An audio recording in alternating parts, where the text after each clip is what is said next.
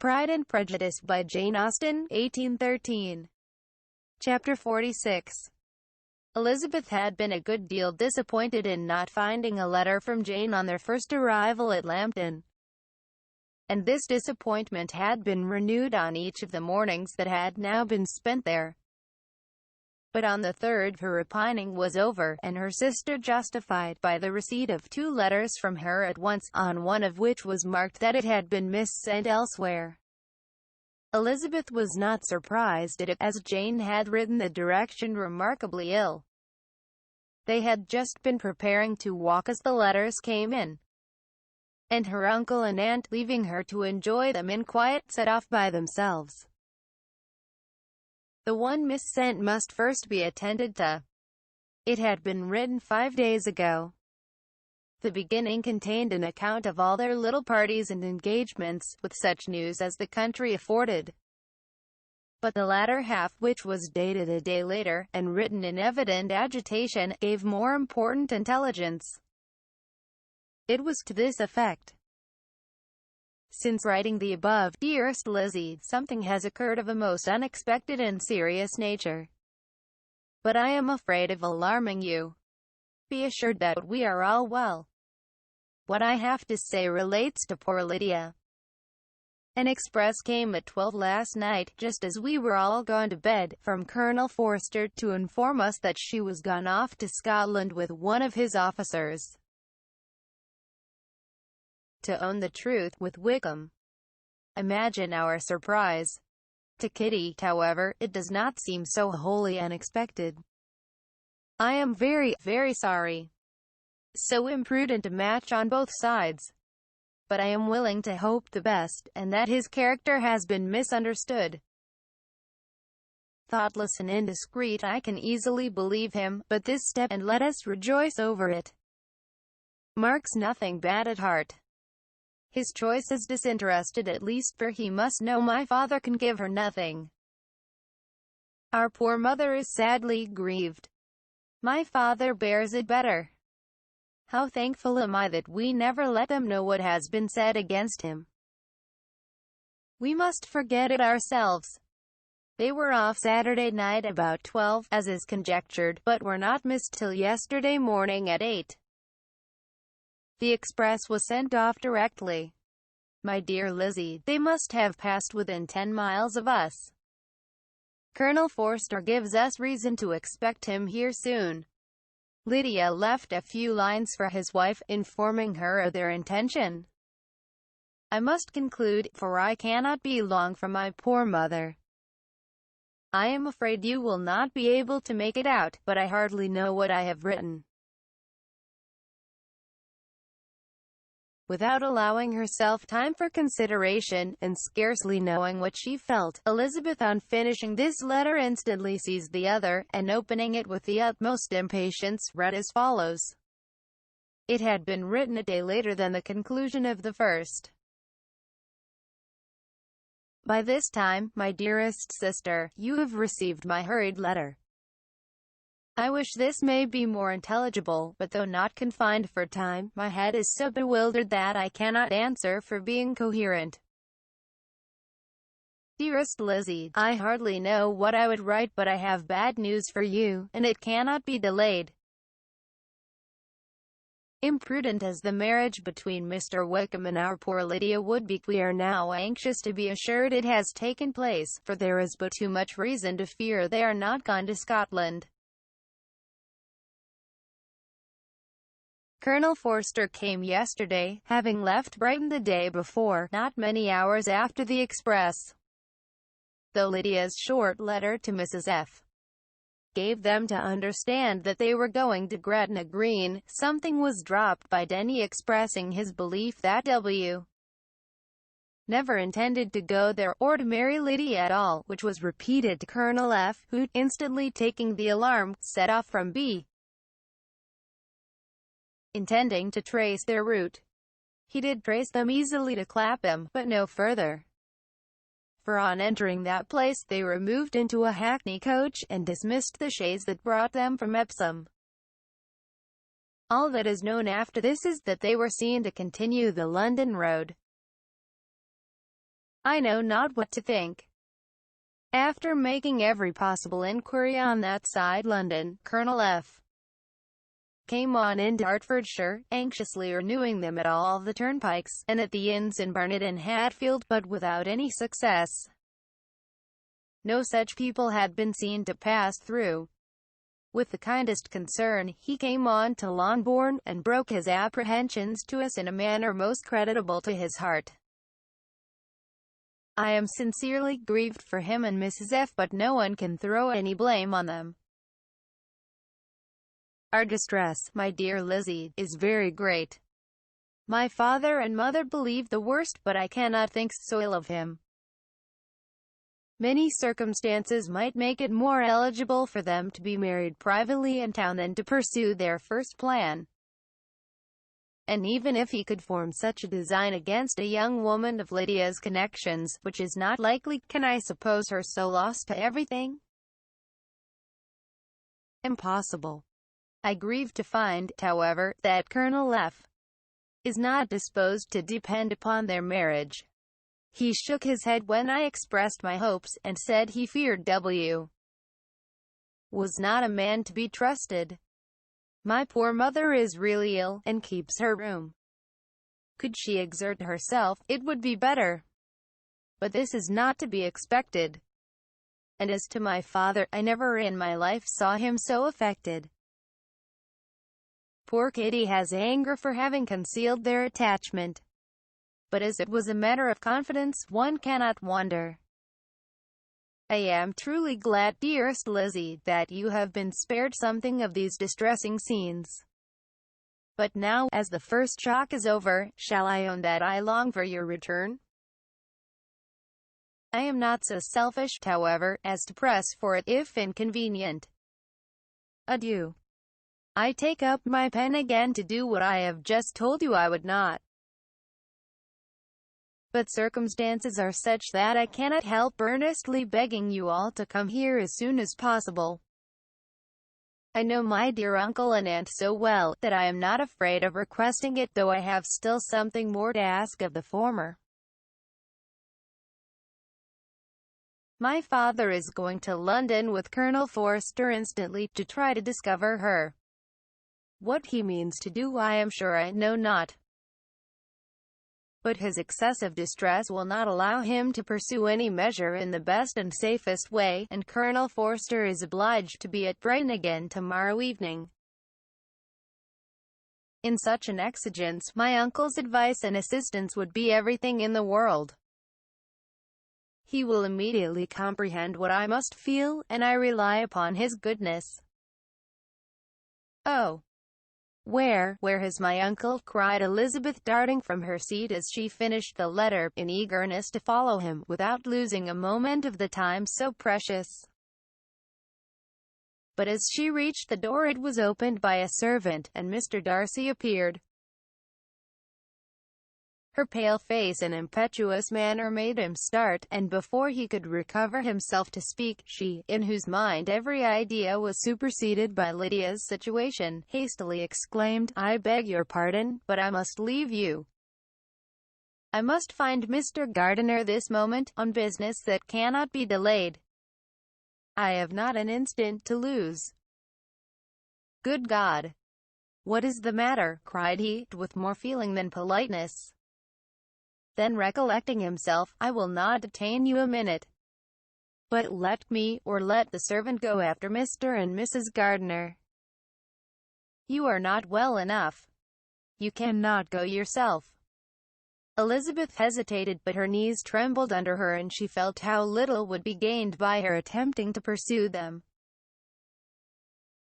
Calling back the servant, therefore, she commissioned him, though in so breathless an accent as made her almost unintelligible, to fetch his master and mistress home instantly.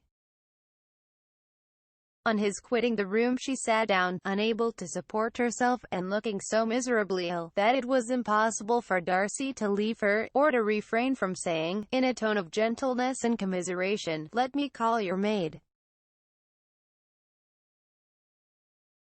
Is there nothing you could take to give you present relief? A glass of wine. Shall I get you one?" You are very ill. No, I thank you, she replied, endeavoring to recover herself. There is nothing the matter with me. I am quite well. I am only distressed by some dreadful news which I have just received from a Longbourn.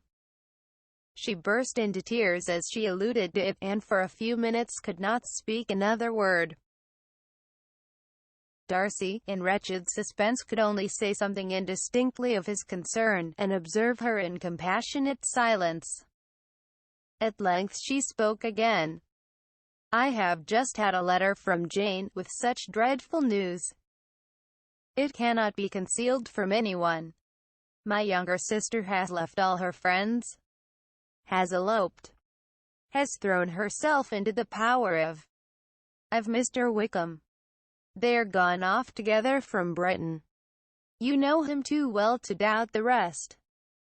She has no money, no connections, nothing that can tempt him to.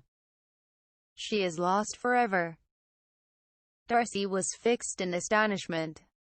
When I consider, she added in a yet more agitated voice, that I might have prevented it. Who knew what he was? Had I but explained some part of it only, some part of what I learned to my own family. Had his character been known, this could not have happened. But it is all too late now. I am grieved indeed, cried Darcy. Grieved. Shocked. But is it certain? Absolutely certain? Oh, yes. They left Brighton together on Sunday night, and were traced almost to London, but not beyond. They are certainly not gone to Scotland. And what has been done, what has been attempted, to recover her? My father is gone to London, and Jane has written to beg my uncle's immediate assistance. And we shall be off, I hope, in half an hour. But nothing can be done. I know very well that nothing can be done. How is such a man to be worked on? How are they even to be discovered? I have not the smallest hope. It is every way horrible. Darcy shook his head in silent acquiescence. When my eyes were opened to his real character, oh, had I known what I ought, what I dared to do. But I knew not. I was afraid of doing too much. Wretched, wretched mistake. Darcy made no answer. He seemed scarcely to hear her, and was walking up and down the room in earnest meditation, his brow contracted, his air gloomy. Elizabeth soon observed, and instantly understood it. Her power was sinking. Everything must sink under such a proof of family weakness, such an assurance of the deepest disgrace. She could neither wonder nor condemn, but the belief of his self-conquest brought nothing consolatory to her bosom, afforded no palliation of her distress. It was, on the contrary, exactly calculated to make her understand her own wishes. And never had she so honestly felt that she could have loved him, as now, when all love must be vain. But self, though it would intrude, could not engross her. Lydia. The humiliation, the misery she was bringing on them all, soon swallowed up every private care. And covering her face with her handkerchief, Elizabeth was soon lost to everything else. And, after a pause of several minutes, was only recalled to a sense of her situation by the voice of her companion, who, in a manner which, though it spoke compassion, spoke likewise restraint, said, I am afraid you have been long desiring my absence, nor have I anything to plead in excuse of my stay, but real, though unavailing concern. Would to heaven that anything could be either said or done on my part that might offer consolation to such distress. But I will not torment you with vain wishes, which may seem purposely to ask for your thanks. This unfortunate affair will, I fear, prevent my sister's having the pleasure of seeing you at Pemberley today. Oh, yes. Be so kind as to apologize for us to Miss Darcy. Say that urgent business calls us home immediately. conceal the unhappy truth as long as it is possible. I know it cannot be long." He readily assured her of his secrecy, again expressed his sorrow for her distress, wished it a happier conclusion than there was at present reason to hope, and leaving his compliments for her relations, with only one serious parting look, went away. As he quitted the room, Elizabeth felt how improbable it was that they should ever see each other again on such terms of cordiality as had marked their several meetings in Derbyshire. And as she threw a retrospective glance over the whole of their acquaintance, so full of contradictions and varieties, sighed at the perverseness of those feelings which would now have promoted its continuance, and would formerly have rejoiced in its termination. If gratitude and esteem are good foundations of affection, Elizabeth's change of sentiment will be neither improbable nor faulty. But if otherwise, if regard springing from such sources is unreasonable or unnatural, in comparison of what is so often described as arising on a first interview with its object, and even before two words have been exchanged, nothing can be said in her defense, except that she had given somewhat of a trial to the latter method in her partiality for Wickham, and that its ill success might perhaps authorize her to seek the other less interesting mode of attachment.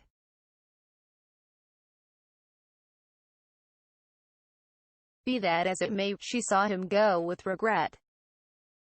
And in this early example of what Lydia's infamy must produce found additional anguish as she reflected on that wretched business. Never, since reading Jane's second letter, had she entertained a hope of Wickham's meaning to marry her. No one but Jane, she thought, could flatter herself with such an expectation. Surprise was the least of her feelings on this development. While the contents of the first letter remained in her mind, she was all surprise, all astonishment that Wickham should marry a girl whom it was impossible he could marry for money. And how Lydia could ever have attached him had appeared incomprehensible. But now it was all too natural.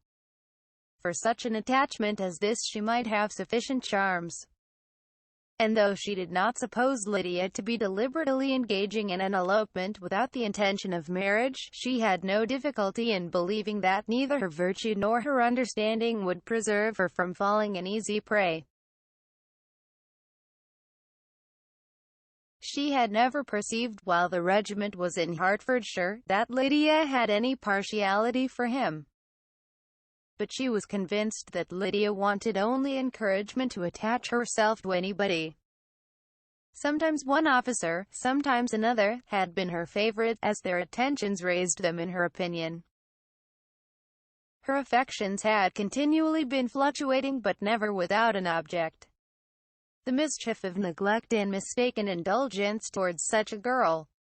Oh, how acutely did she now feel it! She was wild to be at home, to hear, to see, to be upon the spot, to share with Jane in the cares that must now fall wholly upon her, in a family so deranged, a father absent, a mother incapable of exertion, and requiring constant attendance. And though almost persuaded that nothing could be done for Lydia, her uncle's interference seemed of the utmost importance. Until he entered the room her impatience was severe. Mr. and Mrs. Gardiner had hurried back in alarm, supposing by the servant's account that their niece was taken suddenly ill. But satisfying them instantly on that head, she eagerly communicated the cause of their summons, reading the two letters aloud, and dwelling on the postscript of the last with trembling energy. Though Lydia had never been a favourite with them, Mr. and Mrs. Gardiner could not but be deeply afflicted. Not Lydia only, but all were concerned in it. And after the first exclamations of surprise and horror, Mr. Gardiner promised every assistance in his power. Elizabeth, though expecting no less, thanked him with tears of gratitude. And all three being actuated by one spirit, everything relating to their journey was speedily settled. They were to be off as soon as possible. "But what is to be done about Pemberley?" cried Mrs. Gardiner. John told us Mr. Darcy was here when you sent for us. Was it so? Yes. And I told him we should not be able to keep our engagement. That is all settled. What is all settled? Repeated the other, as she ran into her room to prepare. And are they upon such terms as for her to disclose the real truth? Oh, that I knew how it was. But wishes were vain, or at least could only serve to amuse her in the hurry and confusion of the following hour. Had Elizabeth been at leisure to be idle, she would have remained certain that all employment was impossible to one so wretched as herself. But she had her share of business as well as her aunt, and amongst the rest there were notes to be written to all their friends at Lambton, with false excuses for their sudden departure. An hour, however, saw the whole completed. And Mr. Gardiner meanwhile having settled his account at the inn, nothing remained to be done but to go. And Elizabeth, after all the misery of the morning, found herself, in a shorter space of time than she could have supposed, seated in the carriage, and on the road to Longbourn.